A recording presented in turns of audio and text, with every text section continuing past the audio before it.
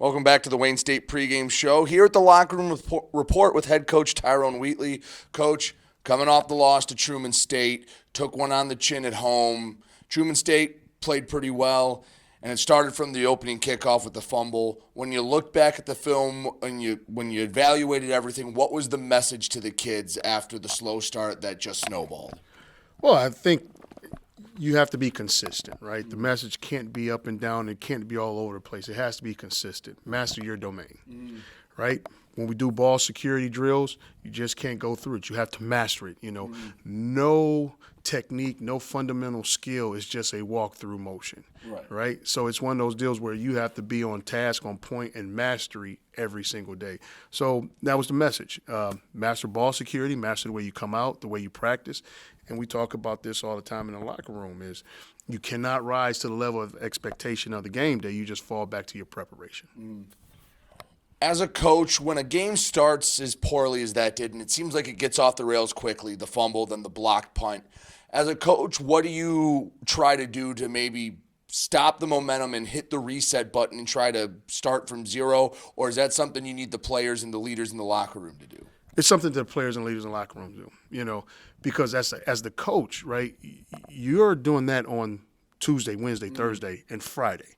That's what that's done, right? So the mindset of the team now has to be, because all the great teams I've been a part of, all the great teams I've coached, it was player-led. It was player-led, came from the locker room, right? And it's the accountability piece. So for me as the coach, you got to continue to coach. And like I said, they can't see you flinch. They can't see you get up and, go up and down. But at the same time, the players must rally around one another and say, hey, listen, let's stop this leakage. All right, a month into the year, basically a third of the way through the season, what are some of the positives you've seen from the team that you've taken the steps from camp, and what are some things you need to continue to improve on as a team? Well, once again, they're playing physical. They're playing at a high rate right now. And so when people say, well, you're playing at a high rate, but you're not winning. Yes, they're playing at a high rate. But now there's the second portion of it is playing at a high rate consistently and doing the proper technique consistently. So they're playing at a high rate. And so I'll give you a prime example. We're using the term of, mastery, right? So to the offense, I told them, I said, listen, coming out in the second half, don't worry about a touchdown, don't worry about a first down. Just worry about the play. Master the play that's called. Then master the second one. They come out in the second half, they look like the 92 Dallas Cowboys, right? But then we go back, we use the term again, competitive, stamina. They did it, but now all of a sudden, can you sustain that competitive stamina? No. And this is a team that's growing. And so for me, I understand where they are, and that's the positive, right? You talk about the positive. That's the positive. I know they can do it. We saw it. We saw the drive. We saw it against Slippery Rock. We've seen it occasionally, but it just has to be consistent. And so as that competitive stamina grows, and that competitive stamina goes back to what we talked about in the beginning in terms of ball security. When you walk into the building, everything else in life must be held and put at the front door. Phones has to be put away. You can't be Instagram. All that stuff now goes out the window. So the biggest thing right now is they're doing that, but now what do we have to improve on is, once again, the accountability of one another. Don't always look to the ball coach to pick you up, right? If you're here, you're motivated, and that motivation should be intrinsic. Shouldn't be anything else, but it has to come within and then plug into your brothers and have that extension to one another. One thing you mentioned after the game was you're trying to build this culture. And normally for a coaching staff, it takes a couple years, a few seasons to really get it exactly where you want it. But as a coach and a staff, what can you do in season with these guys to try to take those first steps in getting them where you want them to be? Like you said, step, right? And the only way you could take a step is one in front of the other. I can't jump, I can't leap, and I can't skip or sprint. Like you said, there are steps, and you just continue taking those steps. You don't go backwards, right? You continue to take those steps. As long as it will take, it will get done.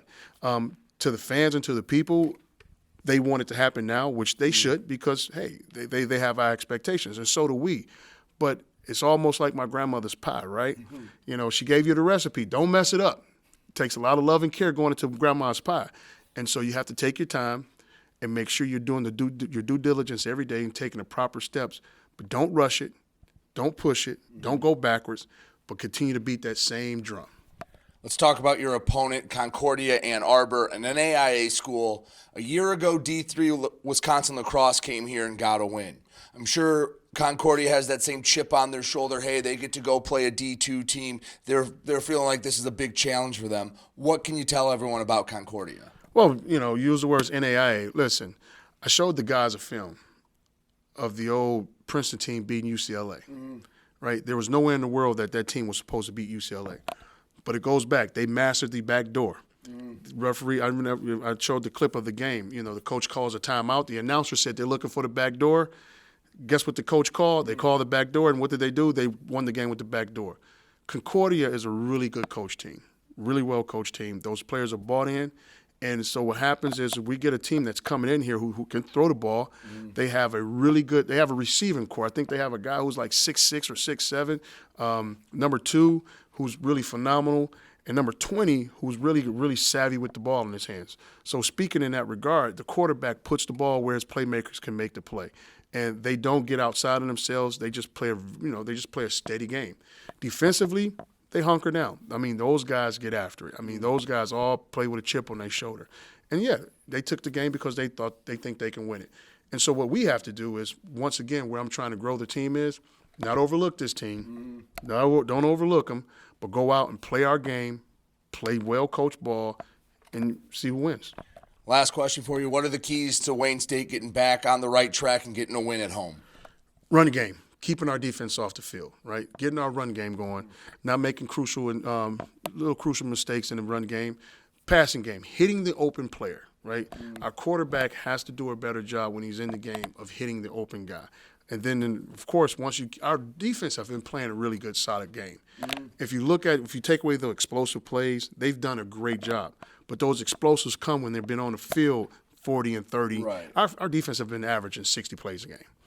Well, Coach, I appreciate it. Thank you so much, and good luck against Concordia. Thank you very much. He's head coach Tyrone Wheatley. I'm Brady Beedon, and you're listening to WDTK The Patriot.